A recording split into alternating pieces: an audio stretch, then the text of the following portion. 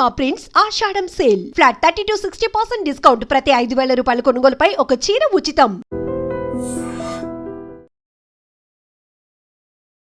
2021 సంవత్సరం ఏప్రిల్ 15వ తేదీన ఒక దారుణమైన ఘటన విశాఖ జిల్లాలో జరిగినప్పటికీ రాష్ట్రాన్ని వణికించేసినటువంటి హత్య నేర ఘటన.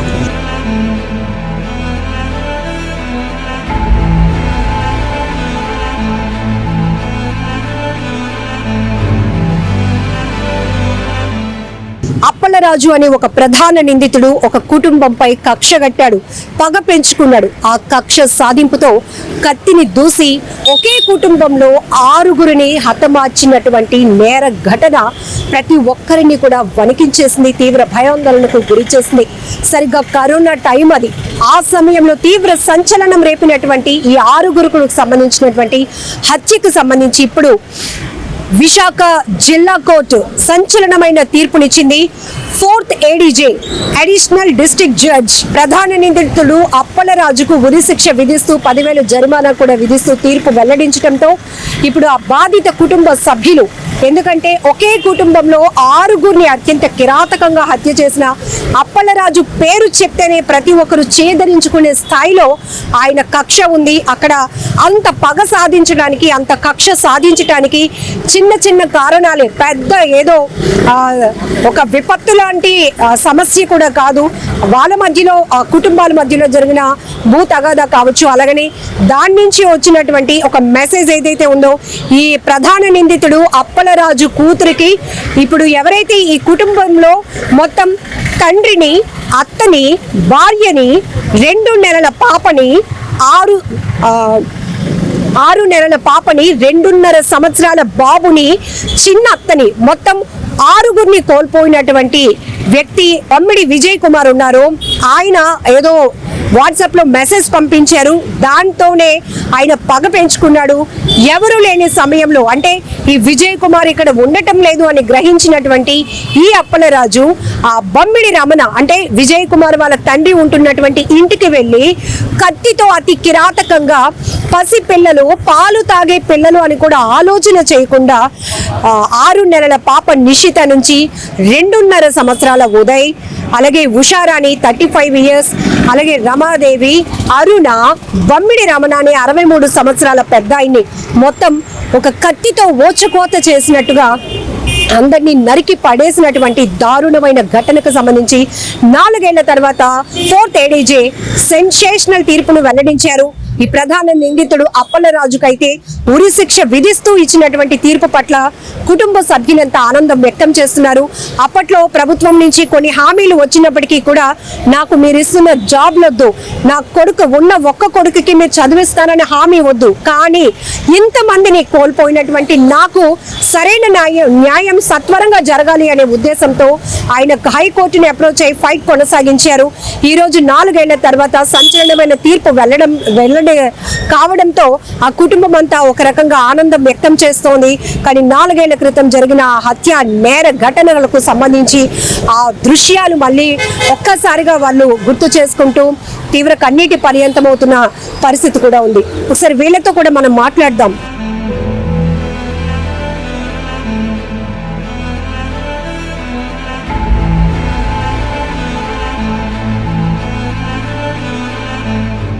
సంచలనమైన తీర్పు వెల్లడించింది. ఆ తీర్పుకు సంబంధించి డీటెయిల్స్ తీసుకుందాం. పీపీ గారు మనతో పాటు ఉన్నారు. సార్, 4 ఏళ్లలో ఈ తీర్పు చూడొచ్చు. సో కేసు ఎట్లా? ఇది రేరెస్ట్ ఆఫ్ రేర్ కేసు అని మాకు చట్టంలో ఉందండి. ఆ రేరెస్ట్ ఆఫ్ రేర్ కేసుల్లో దీంట్లో ఒక చిన్నపిల్లలు 2, ఒక సీనియర్ సిటిజన్, తర్వాత ఆ 3 మహిళలు. సో ఇది రేరెస్ట్ ఆఫ్ రేర్ కేసు కిందకి వస్తుంది కాబట్టి దీంట్లో డెత్ పెనాల్టీ ఇవ్వాలని చెప్పి కోర్టు వారిని కోరడమైనది. ప్రాసిక్యూషన్ వారి తాలూకా ఆర్గ్యుమెంట్ సాటిస్ఫై అయిన తర్వాత, అవును ఇది రేరెస్ట్ ఆఫ్ రేర్ కేసు కిందకు వస్తుందని భావించి ముద్దాయికి మరణదండన విధించడం జరిగింది. సార్, అప్పలరాజులో ఏమైనా నేను చాలా క్షమించరాని నేరం చేశాను అలాంటి పశ్చాత్తాపం ఏమైనా? అలాంటి రిమోర్స్ ఆయన దగ్గర ఏం లేదండి. ఆయన మొదటి నుంచి మేము ఆర్గ్యుమెంట్ లో కూడా ఇదే చెప్పుకొచ్చాం. ఆయనలో ఎటువంటి రిమోర్స్, పశ్చాత్తాపం ఆయనలో ఎటువంటి పరిస్థితులు లేదు. ఈవేళ కోర్టులో కూడాను తీర్పు చెప్పినప్పుడు కూడా ఎటువంటి పశ్చాత్తాపం ఆయనలో కనిపించలేదు. ఇంత దారుణంగా పసిపిల్లని కూడా చూడకుండా పాలు తాగే వయసులో ఉన్న పసి పాప నుంచి మీరు చెప్పినట్టు సీనియర్ సిటిజన్ 63 ఏళ్ల బొమ్మిడి రమణ వరకు, అలాగే 3 మహిళలు, మొత్తం 6గురిని ఒకే కుటుంబంలో ఒక కత్తితో విచక్షణ రహితంగా దాడి చేసినటువంటి వ్యక్తి. కారణం ఏం చెప్పాడు సార్? ఎందుకు ఆయన పగ, ఎందుకు ఆ కక్ష? అది కక్షకి పెద్ద బలమైన కారణం అంటూ ఏం కనిపించలేదండి. అది ఇక్కడ ఈ మొదటి చనిపోయినటువంటి ఉషారాణి భర్త వాళ్ళ అమ్మాయికి ఏదో ఒక అనుచితమైన ఒక మెసేజ్ పంపించాడు సెల్లో అని చెప్పి కారణమని ప్రాసిక్యూషన్ కథనం అంతే. అప్పట్లో కూడా ఈ కేసు వచ్చినప్పుడు ఫాస్ట్ ట్రాక్ కోర్టు ద్వారా ఈ కేసుని ప్రత్యేకంగా డీల్ చేయాలి, ఇమీడియట్ గా అతనికి శిక్ష పడాలి అనేటటువంటి డిమాండ్ కూడా వెల్లువెత్తింది. ఈ నేపథ్యంలో 4 ఏళ్ల వ్యవధిలోనే ఈ శిక్షకు సంబంధించినటువంటి తీర్పు వెళ్లడం ఏం చెప్తారు? అంటే దీంట్లో చాలా మంది సాక్షులు ఉన్నారండి, దగ్గర 200 మంది సాక్షులు ఉన్నారు. ఇది ఫాస్ట్ ట్రాక్ కోర్టులో పెట్టుంటే అయి ఉండేది కానీ అంత ప్రత్యేకమైనటువంటి అవసరం అయితే లేదు. ప్రభుత్వం వారు కూడా దీనికి అంత అవసరం లేదని భావించిందేమో, మరి మాకైతే తెలియదు. మొత్తం మీద మా కోర్టులో మేము తొందరగానే చేసామని మేము అనుకుంటాం.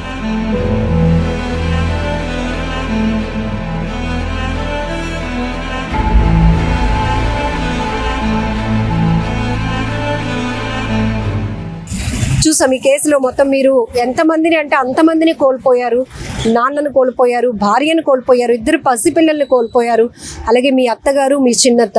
ఈ కేసుకు సంబంధించి ఇప్పుడు కోర్టు ఇచ్చినటువంటి తీర్పు మరణ శిక్ష ఇచ్చారండి. మరణ శిక్ష 10,000 రూపాయలు జరిమానా వేశారండి. మాకు కోర్టులో ఇక్కడ న్యాయం జరిగిందండి. మా పీపీ గారు ఖజానారావు గారు చాలా బాగా వాదించారు, బాగా వాదించి మాకు న్యాయం చేశారండి. అలాగే పోలీస్ డిపార్ట్మెంట్ వారు కూడా బాగానే సాయం చేశారండి.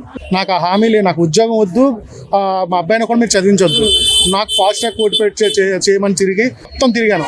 ఎక్కడ తిరిగినా కూడా నాకు ఎక్కడ న్యాయం జరగలేదు.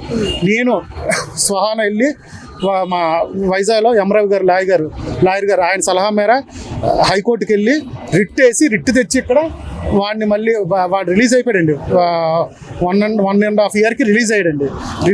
రిలీజ్ అయిపోయాడండి. నేను హైకోర్టులో రిట్ వేసి వాడి వల్ల మాకు ప్రాణానందం చెప్పి మళ్ళీ వాడిని వెంటనే పంపించి కేసు ఎంచి త్వరగా చేయమని లాస్ట్ December 25th చేయమని హైకోర్టు ఆర్డర్ ఇచ్చిందండి. అంటే కుటుంబంలో 6గురిని కోల్పోయారన్న బాధ ఒకవైపు అయితే, ఇన్ని హత్యలు చేసినటువంటి వ్యక్తి మళ్ళీ మీ కళ్ళెదుటే తిరుగుతూ ఉన్నప్పుడు ఆ పెయిన్ ఎట్లా ఉంటుందో మాకు అర్థమైంది. సో ఆ టైంలో మీకు ఇచ్చినటువంటి ఆఫర్స్ ఏవి వదులుకొని పూర్తిగా మాకు న్యాయం సత్వరంగా జరగాలి అని చెప్పి రిట్ వేసి అక్కడి నుంచి తెచ్చి ఇక్కడ రిట్ వేసిన తర్వాత December 25th అవ్వాలంటే అవ్వలేదండి. మళ్ళీ అంటే సాక్షులు ఎక్కువ ఉండబట్టి టైం తీసుకొని ఇప్పుడు మాకు తీర్పిచ్చారు. అయినా ఈ కేసులోని 2 ప్రధానంగా చెలిపోయిన కనకరాజు గారు, మా మాయ గారు, విశ్వనాథ్ అని కేసు అయిన కాడి నుంచి 5 సంవత్సరాల్లోనే ముద్దాయి వాయిదాకు వచ్చాడో లేదో తెలియదు కానీ ప్రతి వాయిదాకి అటెండ్ అయ్యి కేసు గెలిపేందుకు కారణం వీళ్ళిద్దరేనండి. ఒకసారి ఫొటోస్ చూస్తే ఎంత బాధాకరమో, ఒక్కసారిగా జిల్లానే కాదు రాష్ట్రాన్ని కూడా వణికించినటువంటి అతి ఘోరమైన నేర ఘటన ఇది. ఇక్కడ కనపడుతున్నటువంటి ఆ వ్యక్తే ఈ అప్పలరాజు. ఒక మానవత కోణాన్ని మరిచి నేను కూడా ఒక మనిషిని అనే విచక్షణ కోల్పోయి అతి కిరాతకంగా ఇవి మీరు చూస్తే కూడా మీ గుండెలు గుబులు మంటాయి. బట్ ఈ పిల్లలు 6 నెలలు పాప అండి, ఇందులో చూపిద్దాం. 6 నెలలు పాప. ఈ పాపని తల నరికేశాడండి మెడ. ఇక్కడ బొమ్మిడి రమణండి, ఈయన స్నానం చేస్తాడు, ఉదయం డ్యూటీకి వెళ్ళిపోవడానికి స్నానం చేస్తే బాత్రూంలో స్నానం చేస్తుంటే అతను ఫస్ట్ ఏం చేశారంటే ఈ పాప ఫస్ట్ వర్షాన్ని చంపాడండి. ఈవెన్ చంపాడు ఫస్ట్ బయట అదే మెడ చెయ్యి అడ్డు పెడితే బాబాయ్ చంపొద్దు అన్నా సరే బాబాయ్ చంపొద్దు నువ్వు బాబాయ్ అన్నా చేతులు నరికేశాడండి. నరికేసి మెడ నరికేసి ఈవిడ వర్షాన్ని ఫస్ట్ కల్లాపు జల్లడానికని వచ్చిందండి. ఇప్పటికి కూడా వాళ్ళ ఇంటి దగ్గరికి మేము వెళ్తుంటామండి, మోటార్ చేయడానికి, ఇల్లు ఎలా ఉందో చూడడానికి వెళ్తాం. మాది శివాజీపాలెం. వెళ్ళేటప్పుడల్లా అక్కడ అమ్మాయి పట్టుకున్న తెపాలు మాకు గుర్తుకొస్తుందండి. చీపులు కూడా పట్టుకుంటాం, ఎందుకంటే అమ్మాయి ఫస్ట్ పట్టుకుంది చనిపోయేటప్పుడు. అవే పట్టుకొని కల్లాపు జల్లానికి వచ్చినప్పుడు బాబాయ్ చంపొద్దంటే చంపేశారండి. అక్కడి నుంచి లోపలికి వెళ్ళాడండి. లోపలికి వెళ్ళి ఈ పాపని ప్యాక్ కోసారండి. 6 నెలలు పాపని ప్యాక్ కోసారండి. అక్కడి నుంచి ఆడు ఊరుకోకుండా లోపలికి వెళ్ళి ఇక్కడ బెడ్రూమ్లో రమాదేవి ఉందండి. ఈవిడండి రమాదేవి బాబు, 2 సంవత్సరాల బాబు రమాదేవి. ఈ రమాదేవి ఏమొచ్చి ఆ బెడ్రూమ్లో ఉంటే ఇది కత్తి పట్టుకెళ్ళి రమాదేవి అనే ఆవిడకి పేగులు మొత్తం తీశారండి. ఇగో పేగులు నేను చూసాను వాళ్ళు తీసేసి ఈ బాబుని కూడా నరికేశాడండి. నరికేసి అక్కడి నుంచి బాత్రూంలోకి మా బావ ఈ బొమ్మిడి రావణ స్నానం చేస్తున్నాడండి. బట్టలు లేవు ఆయన మీద. ఆ రోజు మీరు వెళ్ళాం, మీరు కూడా వచ్చారు, అందరూ మీడియా వాళ్ళు కూడా చూశారు. ఆయన ఉంటే బట్టలు ఆయన స్నానం చేస్తుంటే ఈ అరుణ ఆవిడ అన్నయ్య రక్షించండి అని చెప్పి పరిగెట్టిందండి. అవతల గోడ ఉందండి, గోడ లేకపోతే ఈవిడ కొద్దిగా సేవ్ అవనండి అంటే మేము అనుకుంటాం. అలాగని అక్కడ గోడ అది లేదు, బయటకు వెళ్ళడానికి ఛాన్స్ లేదు. వెంటనే మా బాబు తలుపు కొడితే తలుపు డోర్ తీసాడండి. తీసేటప్పటికి ఈడు అప్పలరాజు వెళ్ళండి మా బావని శుభ్రంగా నరికేశాడండి. కత్తిరి ఇలాగ ఇవ్వండి మా బావ వెళ్ళండి ఇలా నరికేస్తే ఆయన మీదే ఈ అరుణ కూడా పడిపోయి ఉందండి. అరుణ ఈమె కూడా మెడది నరికేసి చేతులు నరికేసి చిన్న విధంగా చేశారండి. బాత్రూంలో ఉన్నారండి. సైట్ నీకు ఇవ్వను, నువ్వు ఉండు లేదని వెళ్ళిపోనాడు.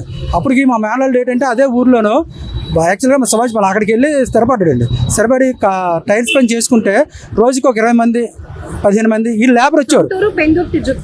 సొంతూరు విజయ్ది మా మేనల్డ్ సొంతూరు అక్కడికి కదండి, మా శివాజీపాలెం. మా అక్క చనిపోతే అక్కడికి వెళ్ళాడు. అక్కడ ఒక ఆవిడ మా బావగారు మ్యారేజ్ చేసుకుంటే అక్కడ సెటిల్ అయ్యారు. సెటిల్ అయితే వీళ్ళు ఏంటంటే ఎక్కడి నుంచో వచ్చి ఇక్కడేంటి ఈ విజయ్ దగ్గరికి ఉదయం సాయంత్రం లేబర్ వచ్చారండి.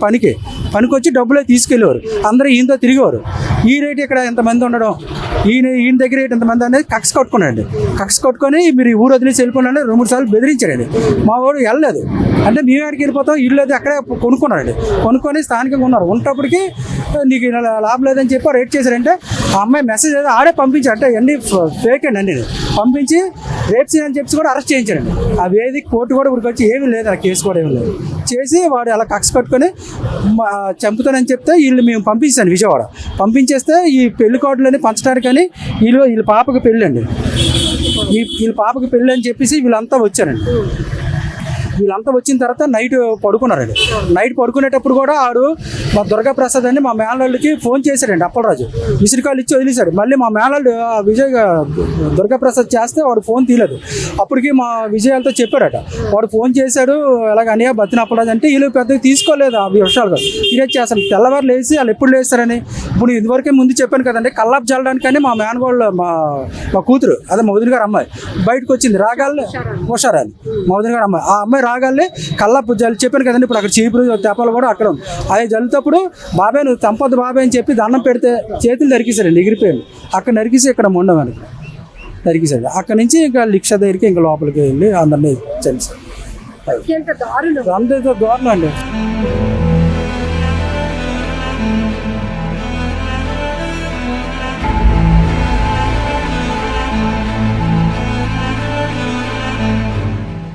రమణ గారు మీ నాన్నగారు కదండి. ఈ కుటుంబంలో మీరు ఈ 6గురిలో ఎవరెవరిని కోల్పోయారు? మా వదిన, మా నాన్నగారు, మా మేనగోళ్ళు, మేనల్లుడు, 2 మేనత్తలు అతి దారుణంగా చంపేశారు మేడం. మా అన్నయ్యకి ఇప్పుడు ఎవరు లేకుంటే ఒంటరి దిక్కు అయిపోయింది మేడం. వండి పెట్టిన వాళ్ళు కూడా లేరు. ఆ పిల్లల్ని కూడా ఆటో వేసుకొని కష్టపడి ఇంట్లో వండుకొని పిల్లల్ని స్కూల్కి పంపించుకుని పరిస్థితి చేశాడు మేడం. ఇంట్లో 6 దిక్కు లేకుంటే వాడికి మేము బాగుండడం చూడలేక వాడు అలా చేశాడు మేడం.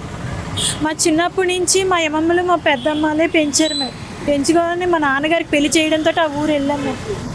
వెళ్ళిన తర్వాత మా అన్నయ్యకి పెళ్ళి అయిన తర్వాత మేము బాగుండడం చూసి వాడు చూడలేక అతి క్రూరంగా చంపేశాడు. మా మేనత్తని మధ్యకి చీరేశారు మేడం. చీరేసి పేగులు బయటకు మేనగోడలు పేక కోసి మరి చంపారు. మేనల్లుడు అందరూ మా నాన్నగారిని అయితే మొక్కలు చేస్తారు మేడం. వాడికి ఈరోజు గురుశిక్ష పడింది. మాకు చాలా సంతోషంగా ఉంది. ఆ లాయర్ గారికి శతకోటి నమస్కారాలు పెట్టారు. మాకు చాలా మంచి చేశారు. మాకు ఈరోజు న్యాయం జరిగింది. ఆ రోజు న్యూస్ కవరేజ్లో మేము వచ్చాం. మీ వదిన వాకిట్లు కడగడానికి ముగ్గు వేయడానికి వెళ్ళి 5 గంటలకి వేరే ఊరు వెళ్ళి మా నానమ్మ వారి ఊరు వెళ్ళి కార్డు వేద్దామనేసి తొందరగా లేసారు మేడం. వచ్చి వాకిలి కడి ముగ్గు వేద్దామంటే అప్పటికి వాడు అలా చేశాడు మేడం. వద్దు బాబాయ్ అని చెప్పి నమస్కారం పెడుతుంటే వాడు చెయ్యి నరికేశాడు. మేము ఆ టైంలో అక్కడ లేం మేడం, రాజమండ్రిలో ఉన్నాం. మేము వచ్చేటప్పటికి ఇలా జరిగింది. అంత పగ ఏంటి? పాలు తాగే పసిపిల్ల అని మనం చూస్తేనే తెలుసు. వాడు ఇదే కాదు మేడం, ఇంతకు ముందు కూడా వేరే హత్య కూడా చేశాడండి మేడం. మేము ఇంత మేడం ఆ ఊరు వచ్చి మేము బాగుపడిపోయామని చూడలేక భూమి సమస్యలోనే మాకు ఇలా చేశాడు మేడం. వాడికి మాత్రం శిక్ష వెంటనే ఇప్పుడు హైకోర్టుకి వెళ్ళింది అంటున్నారు కాబట్టి వెళ్తుంది కాబట్టి వాడికి బేగా ఉరిశిక్ష పడేలా చూడాలి మేడం. సో ఇప్పుడు మనకి జిల్లా కోర్టులో ఈ తీర్పు వచ్చింది మేడం. అవును మేడం. ఇప్పుడు హైకోర్టుకి వెళ్తే అక్కడ పడుతుంది అంటున్నారు కానీ బేగా పడేలాగా చేయాలి మేడం గవర్నమెంట్. కానీ ఈ ఘటన జరిగినప్పుడు ఇప్పుడు ఎవరైతే బాధితుడు బమ్మిడి విజయ్ కుమార్ గారు ఉన్నారో, బమ్మిడి రమణ అని విజయ్ కుమార్ గారు వాళ్ళ తండ్రి, ఉషారాణి అని విజయ్ కుమార్ వాళ్ళ భార్య, అలాగే నిషిత 6 నెలల పాప విజయ్ వాళ్ళ పాప, అలానే ఉదయ్ నందన్ తను బాబు ఒక ఎన్ని ఇయర్స్ ఉంటాయి, 2.5 ఇయర్స్ ఉంటాయి విజయ్ వాళ్ళ బాబు, అలాగే విజయ్ వారి అత్త రమాదేవితో పాటు చిన్నత్త గారు అరుణ.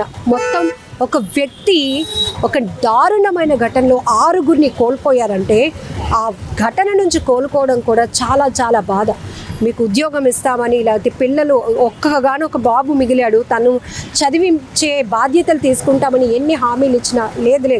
ఇవన్నీ నాకు కంటి తుడుపు చర్యలు మాత్రమే. కానీ నాకు నిజమైన న్యాయం జరగాలి అంటే ఎవరైతే ఇంత హత్యా నేరానికి పాల్పడి 6గురిని పొట్టను పెట్టుకున్నాడో, కత్తితో విచక్షణగా దాడి చేసిన వాడిని ఇమ్మీడియట్గా ఉరి తీయాలి అనేదే అతను 4 ఏళ్ల నుంచి ప్రధానమైన డిమాండ్గా కొనసాగిస్తూ ఈరోజు హైకోర్టుని అప్రోచ్ అయ్యి కూడా బెయిల్ పైన 1.5 సంవత్సరాలకే అతను బెయిల్ పై వచ్చి బయట తిరుగుతున్నాడు అప్పలరాజు. ఆ విషయాన్ని జీర్ణించుకోలేని వీళ్ళు మాకు ఎలాంటి సహకారాలు వద్దు కానీ వాడికి మాత్రం ఉరిశిక్ష వేయండి అంటూ ఫైట్ చేస్తూ వచ్చారు. ఈరోజు 4th ADJ విశాఖ జిల్లా కోర్టు నుంచి అయితే సంచలనమైన తీర్పు వెల్లడైంది. అప్పలరాజుకి ఉరిశిక్ష విధిస్తూ వచ్చినటువంటి తీర్పు పట్ల కుటుంబ సభ్యులు ఆనందం వ్యక్తం చేస్తున్నారు. మీరు ఆ రోజు ఒక్క బాబు మాత్రం మీతో ఉండిపోయాడు కదా, ఆ రోజు ఏం జరిగిందమ్మా?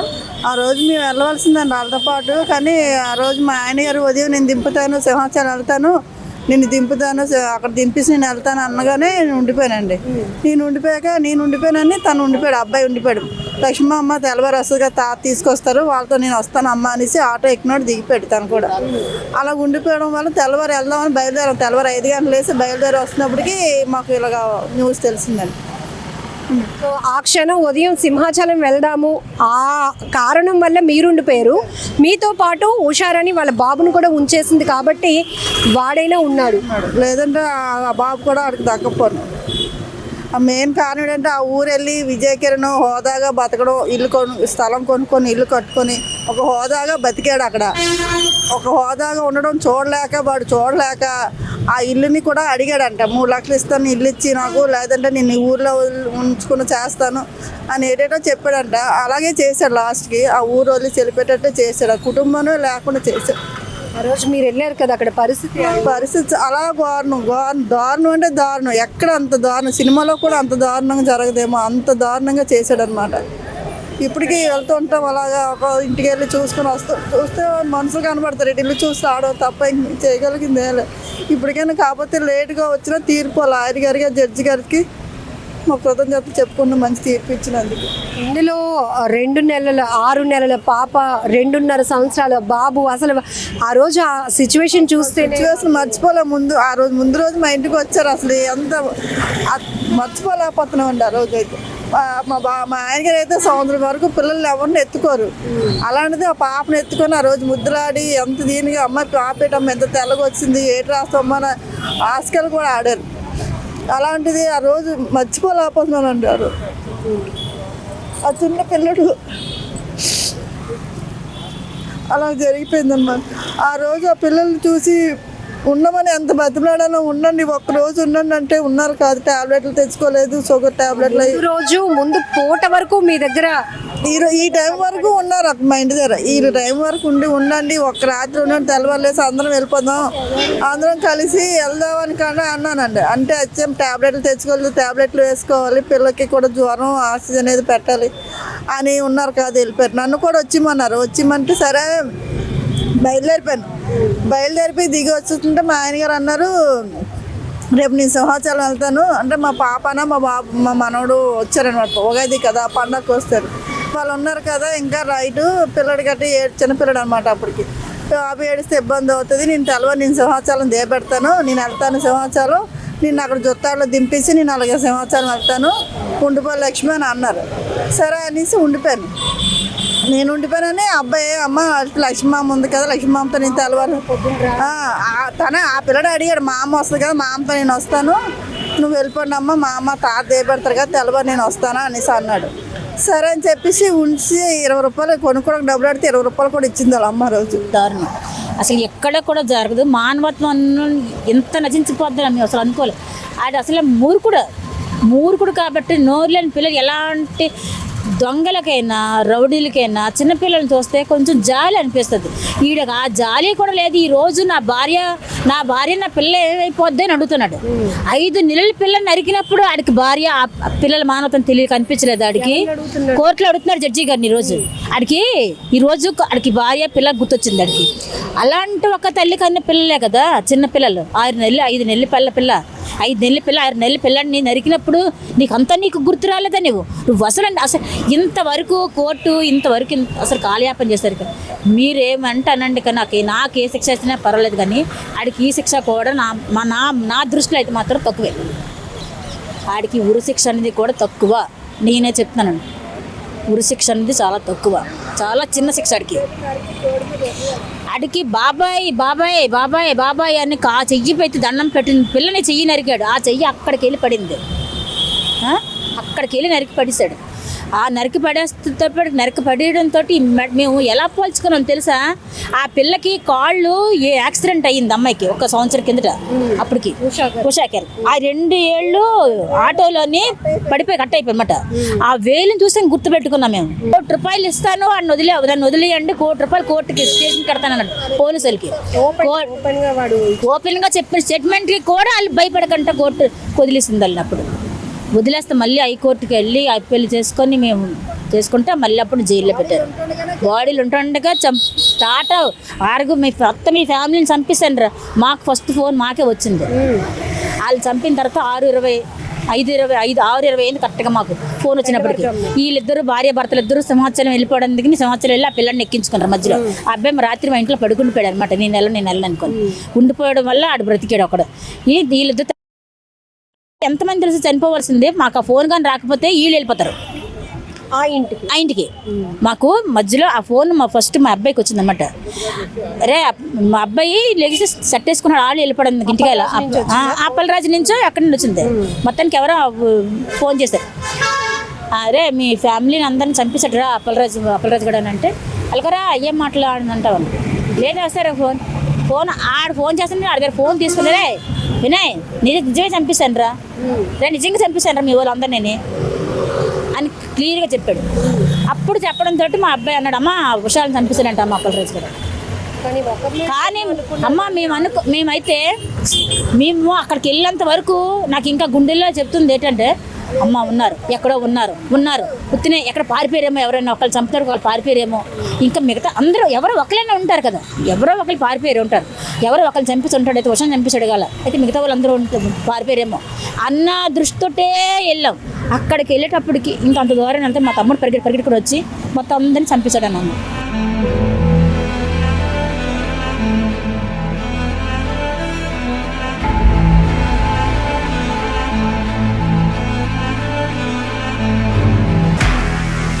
నిజంగా ప్రస్తుతం ఉన్నటువంటి సమాజం దేనికి ప్రయారిటీ ఇస్తుంది? ఆర్థిక సంబంధాల చుట్టూ మాత్రమే తిరుగుతుంది. మళ్ళీ ఎన్నికలంగానే చాలా విరక్తి కలుగుతున్నాం. మంచి అనిపిస్తుంది కదా, లేడీస్ కూడా ఛాలెంజింగ్ జాబ్స్ చేసినప్పుడు చాలా బాగుంటది. ట్రాఫిక్ అసిస్టెంట్స్ గా నియమించిన ట్రాన్స్జెండర్స్ అందరితో సాల్యూట్ చేయించుకుంటున్నారు. ఫుడ్ డెలివరీ ఇవ్వటానికి వెళ్ళినటువంటి డెలివరీ బాయ్ అనిల్ పై కళ్ళ ముందు